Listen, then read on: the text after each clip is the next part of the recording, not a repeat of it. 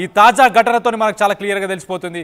ఏదైతే రష్యాకి సంబంధించి ఆయుధాలను సప్లై చేసే ఒక ట్రక్ ఉందో ఆ ట్రక్ నిలిచి ఉన్న చోటనే దాన్ని ఒక డ్రోన్ వచ్చేసి ఆ బ్లాస్ట్ చేయడం ఆ విజువల్స్లో చాలా క్లియర్గా కనిపిస్తుంది. సో పీస్ టాక్స్ అనేది ఒక పక్కన జరుగుతున్నా కూడా ఏమాత్రం తగ్గట్లేదు. ఇటు యుక్రెయిన్కి సంబంధించిన ఆర్మీ ఫోర్సెస్ కానీ అటు రష్యాకి సంబంధించిన ఆర్మీ ఫోర్సెస్ కానీ ఇది ఒక తలనొప్పిగానే మారే అవకాశం ఉంది. ఇటు పుతిన్కి అటు ట్రంప్కి అలాగే జెలెన్స్కీకి ఒక పీస్ డీల్ మాట్లాడుకునే తరుణంలో ఇలాంటి ఎస్కలేట్ అవుతున్న కొద్దీ అవి ఆ పీస్ డీల్ని మాత్రం హామ్ చేసే పరిస్థితి ఖచ్చితంగా ఉంటుందని తెలుస్తుంది. దీనికి సంబంధించి విజువల్స్ని ఒక్కసారి చూసే ప్రయత్నం చేద్దాం. ఆ విజువల్స్ని ఒక్కసారి చూద్దాం.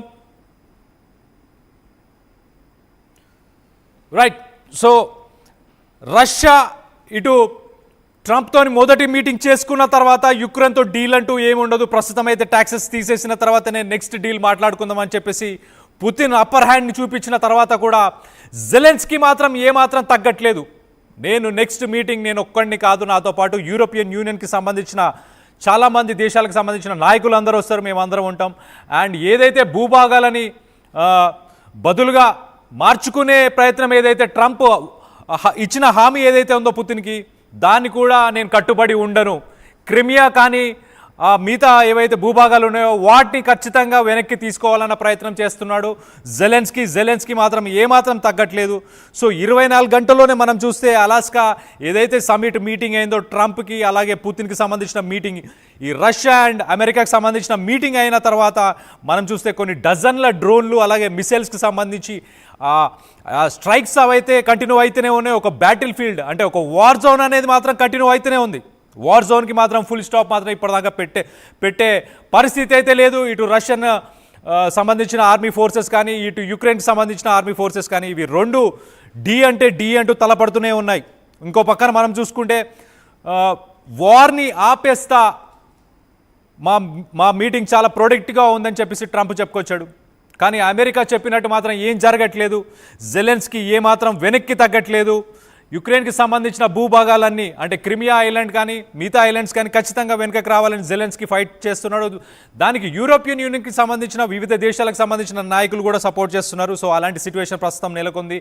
అక్కడ రష్యా యుక్రెయిన్కి సంబంధించిన భూభాగంలో అలాగే రష్యాకి సంబంధించిన భూభాగంలో మనం చూస్తే కనుక డ్రోన్స్ ఆయుధాలను సరఫరా చేసే కానీ ఆ సప్లై చేసే ఆ ట్రక్స్ ఏవైతే ఉన్నాయో వాటిని మాత్రం టార్గెట్ చేస్తూనే ఉన్నాయి. యుక్రెయిన్ 2022 ఎప్పుడైతే యుద్ధం స్టార్ట్ అయిందో అప్పటి నుంచి ప్రాణ నష్టం లేకుండా ఎక్కువ శాతం ఫైట్ చేయడానికి వాళ్ళు చాలా డ్రోన్స్నే యూజ్ చేస్తున్నారు, కామికాజీ డ్రోన్స్ అని చెప్పి. ఆ డ్రోన్స్ని యూజ్ చేయడానికి కొన్ని ఫ్యాక్టరీస్ ఇంతకుముందు ఏవైతే ఆయిల్ మీట్ ఇట్లా కొన్ని ఫ్యాక్టరీస్ ఏవైతే అగ్రికల్చర్కి సంబంధించిన ఫ్యాక్టరీస్ ఏవైతే ఉన్నాయో ప్రొడ్యూస్ చేసే ఫ్యాక్టరీస్ వాటన్నిటిని కూడా కన్వర్ట్ చేసిన తర్వాత వాటన్నిటిలో ఇప్పుడు డ్రోన్స్ తయారు చేస్తున్నారు. ఆ కామికాజీ డ్రోన్స్నే ఇప్పుడు యూటిలైజ్ చేస్తున్నట్టు చాలా క్లియర్గా తెలుస్తుంది. ఈవెన్ రష్యా కూడా చూసుకుంటే రష్యా కూడా చాలా మటుకి ఈ డ్రోన్స్నే యూటిలైజ్ చేస్తుంది. దానికి సంబంధించి కొన్ని ఒప్పందాలు కూడా భారతదేశంతో చేశారు ఇప్పటిదాకా. మన టెక్నాలజీని కూడా అడాప్ట్ చేసుకుంటున్నారు. ఇక్కడ డ్రోన్స్ ఏవైతే వాడుతున్నారో ఆ డ్రోన్స్ కొన్ని రాడార్స్ యూజ్ చేస్తే ఆ డ్రోన్స్ పనిచేయవని చెప్పేసి ఆ రాడార్స్కు కూడా అందకుండా కొన్ని వైర్స్తోనే కొన్ని డ్రోన్స్ని రన్ చేస్తారు. అంటే కొన్ని 100 మీటర్లు ఆ వైర్ ఉంటుంది, ఫైబర్ ఆప్టిక్స్ యూజ్ చేసే ఒక వైర్. అంటే మన ఇంతకుముందు చూస్తే మన ఇంటర్నెట్ కేబుల్స్ ఏవైతే ఉంటాయో అలాంటి ఒక వైర్ ఉంటుంది, ఆ ఫైబర్ ఆప్టిక్స్ అంటారు. ఆ వైర్తోనే ఆ డ్రోన్కి కమాండ్స్ ఇస్తారు. ఆ వైర్తోనే అది చాలా దూరం వెళ్తుంది. అంటే ఇది నాన్ ఫ్లయింగ్ జోన్స్ అని కొన్ని జోన్స్ ఉంటాయి. ఆ జోన్స్లో డ్రోన్స్ని కింద పడేయచ్చు టెక్నాలజీతోని. ఆ టెక్నాలజీని కూడా దాటుకొని వెళ్ళి ఆ ట్రక్స్ని బ్లాస్ట్ చేయడానికి కానీ అలాగే ఆ యుద్ధానికి సంబంధించిన ట్యాంకర్స్ని బ్లాస్ట్ చేయడానికి వాళ్ళు ఫైబర్ ఆప్టిక్స్కి సంబంధించిన డ్రోన్స్ అంటే ఒక వైర్తోని 100 మీటర్లు ఆ డ్రోన్ వెళ్తుంది. దానికి సంబంధించి ఒక కెమెరాలో చాలా క్లియర్గా ఎటు వెళ్తుంది ఏం చేస్తుంది అనేది ఆ డైరెక్షన్స్ అన్నీ వాళ్ళకు విజువల్గా కనిపిస్తాయి.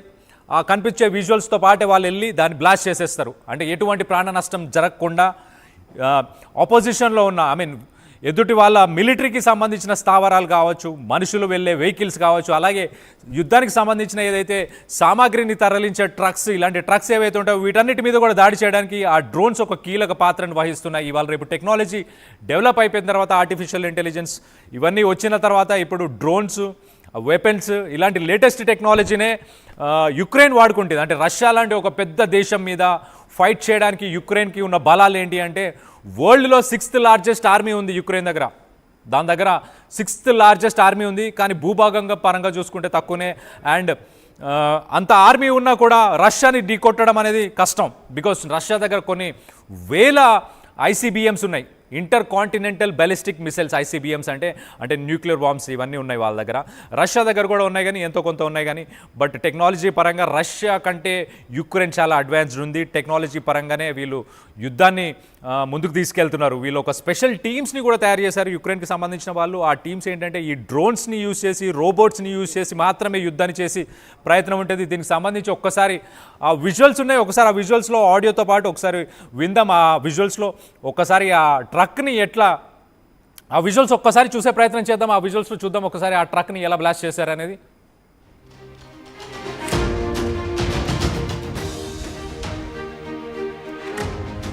రైట్, చూడండి అక్కడ ఏదో ఒక చిన్న డ్యామ్కి సంబంధించి ఒక బ్రిడ్జ్ ఉన్నట్టుంది. ఆ బ్రిడ్జ్ని దాటుకునే ప్రయత్నంలో అక్కడ ఆగింది ఒక ఫ్యూ సెకండ్స్. వెంటనే ఒక డ్రోన్ వచ్చింది, డ్రోన్ వచ్చి బ్లాస్ట్ చేసేసేసింది. సో చాలా ఇంతకుముందు కూడా రష్యా యుక్రెయిన్కి సంబంధించి యుద్ధానికి సంబంధించి మనం చాలా విజువల్స్ చూసాం. ఆ విజువల్స్లో కూడా మనుషులు బంకర్స్లో ఉంటే కూడా బంకర్స్ లోపలికి కూడా డ్రోన్స్ వెళ్ళి వాళ్ళని డైరెక్ట్గా హిట్ చేసి చంపేయడం కానీ, అలాగే వాళ్ళు ట్రావెలింగ్ చేసే కొన్ని యుద్ధానికి సంబంధించిన కొన్ని వెహికల్స్, కార్స్ ఏవైతే దాంట్లో ఆ సైనికులు ఎవరైతే ట్రావెల్ చేస్తారో ఆ సైనికులు ట్రావెల్ చేస్తున్న టైంలోనే ఈ డ్రోన్ డైరెక్ట్గా వెళ్ళి అటాక్ చేస్తుంది. అంటే దాన్ని తప్పించుకునే అవకాశం ఉండదు. అలాంటి టెక్నాలజీని వాడుతుంది యుక్రెయిన్ కానీ రష్యా కానీ. సో ప్రస్తుతానికి రష్యా యుక్రెయిన్ వాళ్ళ ఆర్మీలో కొన్ని టీమ్స్, స్పెషల్ టీమ్స్ని ఫామ్ చేసింది. ఆ స్పెషల్ టీమ్స్ ఓన్లీ ఈ లేటెస్ట్ టెక్నాలజీ అంటే రోబోట్స్, డ్రోన్స్, దాంతోపాటు ఈ డ్రోన్స్తో పాటు లేటెస్ట్ వెపన్స్ ఇవన్నీ ఇంటిగ్రేట్ చేసి, అంటే ఒక్క మనిషి కూడా యుద్ధ భూమిలోకి వెళ్ళకుండా ఎలా యుద్ధం చేయాలి అన్న దాని గురించి యుక్రెయిన్కి సంబంధించి ఒక స్పెషల్ మిలిటరీ ఆపరేషన్కి సంబంధించి ఒక స్పెషల్ టీమ్స్ ఉన్నాయి కొన్ని. వాళ్ళు ఒక ఇండోర్లోనే ఒక ప్లేస్లోనే ఉండి వాళ్ళు కెమెరాస్, మానిటర్స్, దానికి సంబంధించిన జాయ్స్టిక్స్ ఏవైతే ఆపరేట్ చేయడానికి కావాల్సిన ఎక్విప్మెంట్ అంతా పెట్టుకొని వాళ్ళు ఒక టీమ్గా కూర్చొని పైనుంచి డ్రోన్స్, కింద రోబోట్స్, కొన్ని వెహికల్స్ కూడా వస్తున్నాయి, చిన్న చిన్న వెహికల్స్ వస్తాయి, అవి రోబోటిక్ వెహికల్స్, ఆ కెమెరాస్ ఉంటాయి, దాంట్లోంచి కూడా గన్స్ కానీ రాకెట్ లాంచర్స్ కానీ ఇవన్నీ కూడా ఉంటాయి. సో అలాంటి సిచ్యువేషన్ ప్రస్తుతం ఉంది. ఒక పక్కన పీస్ టాక్స్ నడుస్తున్నాయి. ట్రంప్ అంటున్నాడు నేను యుద్ధాన్ని ఆపేస్తాను, పుతిన్ చాలు, ఇంకా పుతిన్ ఆపేయి. 2022లో $50 బిలియన్ ఖర్చు పెట్టింది రష్యా. 2025 లాస్ట్ 1 ఇయర్ కనుక చూసుకుంటే మనం $120 బిలియన్ ఖర్చు పెట్టింది రష్యా. ఇలా ఖర్చు పెట్టుకుంటూ పోతే 2030కి నీ దగ్గర డబ్బులు అయిపోతే ఆర్థికంగా సంక్షోభాన్ని రష్యా ఎదుర్కోవాల్సిన పరిస్థితి వస్తుంది అని చెప్పేసి ట్రంప్ కూడా చెప్పుకొచ్చాడు. ఈవెన్ ట్రంప్ వైఫ్ కూడా మీరు యుద్ధాన్ని మానుకోండి అని చెప్పి ఆమె కూడా మొన్న లెటర్ ఇవ్వడం కూడా మనం చూసాం.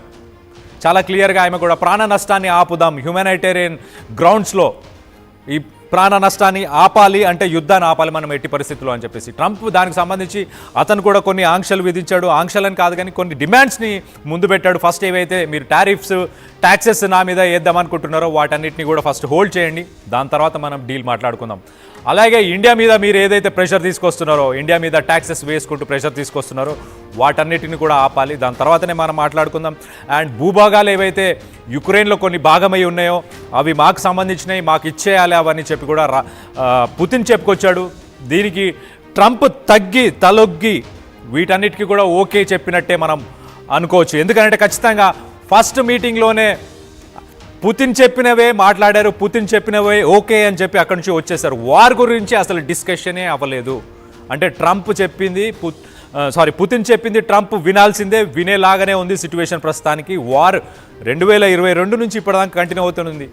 పుతిన్ గెలిచే ముందు తనకి ఎవరైతే స్పాన్సర్స్, అమెరికాలో ఏంటంటే పార్టీకి స్పాన్సర్స్ ఫండింగ్ ఇస్తారు కదా ఇక్కడ, అలాగనే అమెరికాలో కూడా తన పార్టీకి ఫండింగ్ ఇచ్చే వాళ్ళు చాలామంది, ఫండింగ్ ఇచ్చే వాళ్ళందరికీ కూడా ట్రంప్ చాలా క్లియర్గా వాగ్దానం చేశాడు, నేను వార్ని ఆపేస్తాను, మీరు హ్యాపీగా యుక్రెయిన్కి సంబంధించి భూభాగంలో ఏవైతే రేర్ ఎర్త్ మెటల్స్ ఇవన్నీ ఉన్నాయో వీటన్నిటిని మీరు బిజినెస్ చేసుకోవచ్చు, మీరంతా ట్రేడ్ చేసుకోవచ్చు, గ్లోబల్ ట్రేడ్కి ఎటువంటి ఆటంకం లేకుండా నేను చేస్తానని చెప్పి వాళ్ళందరికీ వాగ్దానం చేసి గెలిచాడు. వాళ్ళందరి దగ్గర డబ్బులు తీసుకున్నాడు, వాళ్ళందరి నుంచి ఆ పార్టీకి డబ్బులు తీసుకున్నాడు, రిపబ్లికన్ పార్టీకి. ఆ డబ్బులు తీసుకున్న తర్వాత కూడా ఇప్పటిదాకా వార్ ఆపలేని పరిస్థితి. సో ట్రంప్కి ఆ ప్రెషర్ ఉంది, ఆ ఈగోకి కూడా తీసుకుంటాడు. తెలుసు కదా మనోడు చాలా పెద్ద ఈగోయిస్ట్. ఆ ఈగోయిస్ట్ ఫెల్లో ఆ ఈగోకి తీసుకున్న తర్వాత ఆ ప్రెషర్ని బిల్డ్ చేయడానికి ట్రై చేశాడు పుతిన్ మీద. పుతిన్ మాత్రం అసలు పట్టించుకోలేదు. పుతిన్